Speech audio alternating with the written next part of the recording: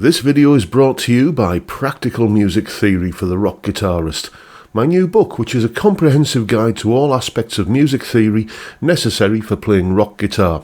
From blues to the cycle of fifths, from understanding and using modes to choosing the right notes for a melodic solo, from pentatonic scales to chord construction and keys. It's all covered in a clear and concise manner. With accompanying video demonstrations, jam tracks and tabs, you'll learn to use the knowledge you gain in accessible ways that make sense for less than the cost of a few guitar lessons. Check out the link in the description for more details.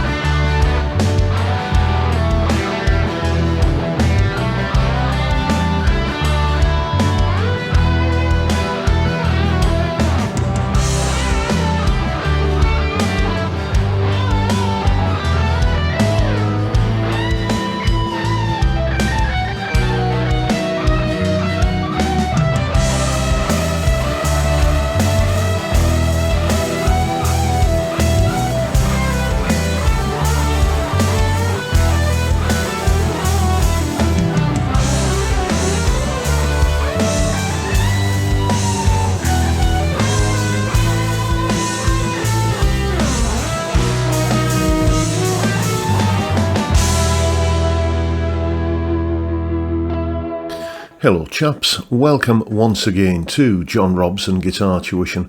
As always, I do hope you're well. Now if that little piece of music there had a little bit of a whiff of 90s Brit rock about it, well that's intentional because the 1990s was the decade when I cut my teeth as a guitar teacher.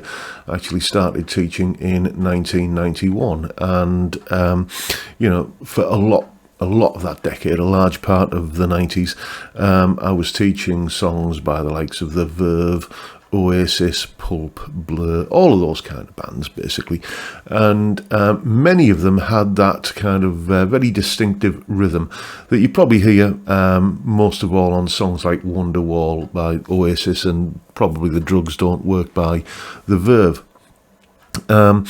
And it's a very versatile rhythm. Don't just think of it as a Brit rock exclusive kind of thing. You'll hear that particular strumming pattern pretty much on any big rock band power ballad. So it's a good one to have in the toolkit. If you kind of just do a regular kind of 1 and 2 and 3 and 4 and eighth note strumming pattern at slow ballady kind of speeds, it can sound a little bit plodding and pedestrian, so you just need some more kind of activity going on in the rhythm to liven it up a little bit. So without further ado, let's have a little bit of a look at breaking down that rhythm and seeing what's going on in it. Here is the explanation. Right, the strumming pattern we're looking at is based on something called 16th notes, or if you're still a bit of a dinosaur like me, you might still refer to them sometimes as semiquavers. Whatever you call them, the principle is that each of the 4 beats in the bar are going to be divided into 4 subdivisions. Basically, each of the 4 beats has 4 kind of mini beats living within it, and the way we count that is we kind of say 1 E and 2 E and like this. So here's the metronome,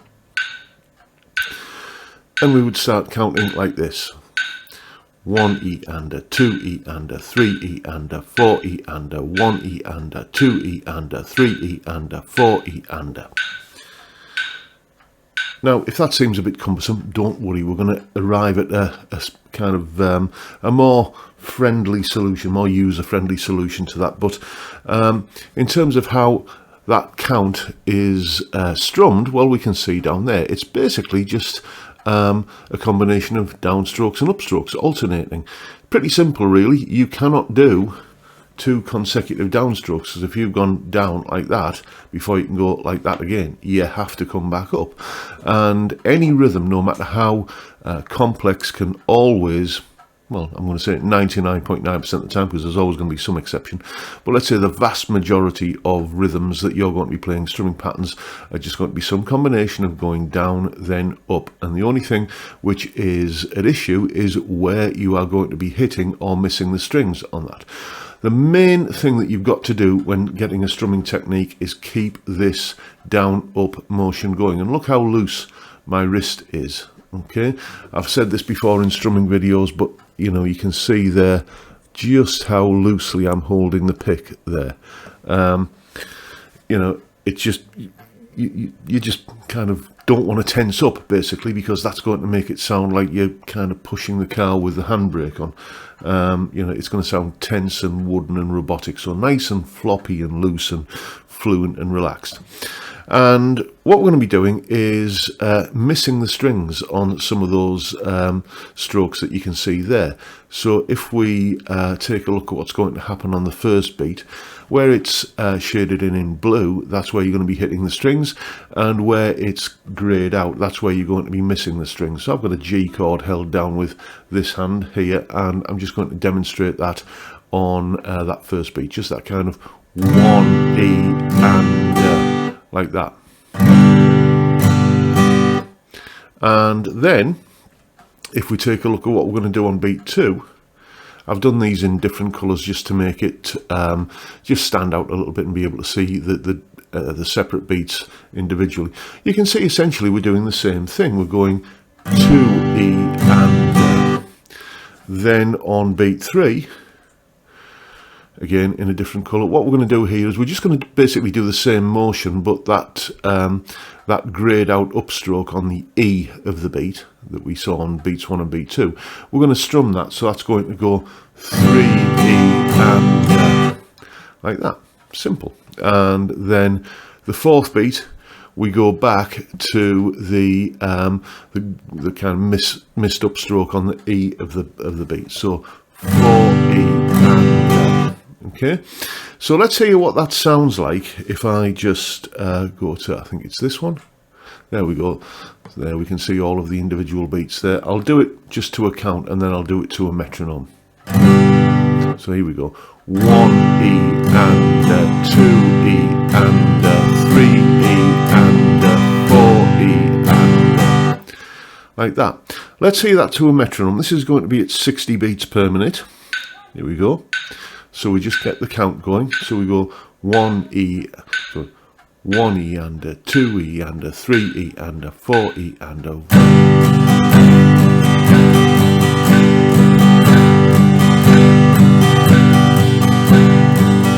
Okay. Now I said that we'd come to a slightly more user-friendly way of counting it, and basically I always think that any rhythm that you're trying to kind of get under your skin and master, it's always best to try and turn it into something phonetic, and the more ridiculous and nonsense sounding the better, usually, because that makes it easier to remember. So this is a rhythm that I often refer to as the sausage rhythm, because we have fried sausage, grilled sausage, bacon and a burnt sausage. If I play that rhythm with that count, you'll hear fried sausage, grilled sausage, bacon and a burnt sausage. Like that. Let's try that with a metronome. Say the words to the metronome like this. Fry, sausage, grilled sausage, bacon and a burnt sausage. Fry, sausage, grilled sausage, bacon and a burnt sausage. Fry, sausage, grilled sausage, bacon and a burnt sausage. It's just easier than all of the e-ander kind of stuff and what have you. So just kind of get that rhythm in your head. Fry, sausage, grilled sausage, bacon and a burnt sausage. And you've got the rhythm that I was using on that little demo piece earlier. Kind of here it is, nice and slow.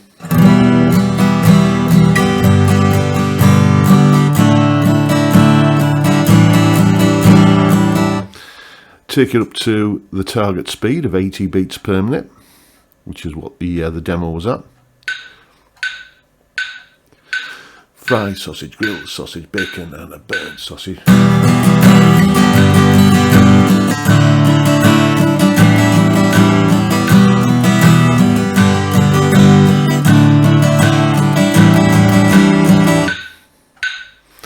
And that's how to get a nice fluent 16th note or semi-quaver strumming pattern established. Once you've got that kind of bass line, that sort of B-A-S-E line, bass line, I'm not playing bass here. Once you've got that foundation, shall we say, established, you can just experiment with it. Just kind of keep this motion going nice and loose and just create different variations by using different patterns of hits and misses. So you could, instead of playing, you could end up with something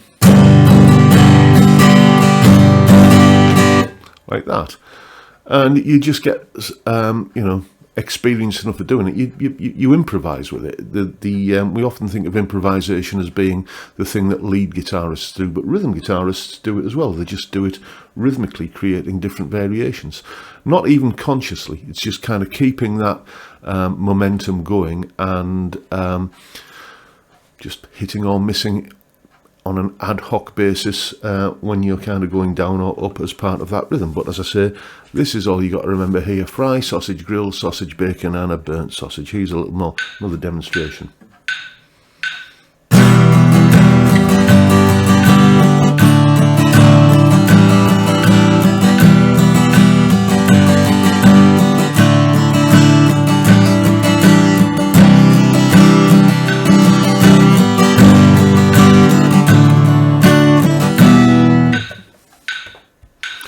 Something like that. I'm not sure, but I think I might have put a little variation or two in there. It's something that you're not even conscious of, but it's just keeping that overall feel going.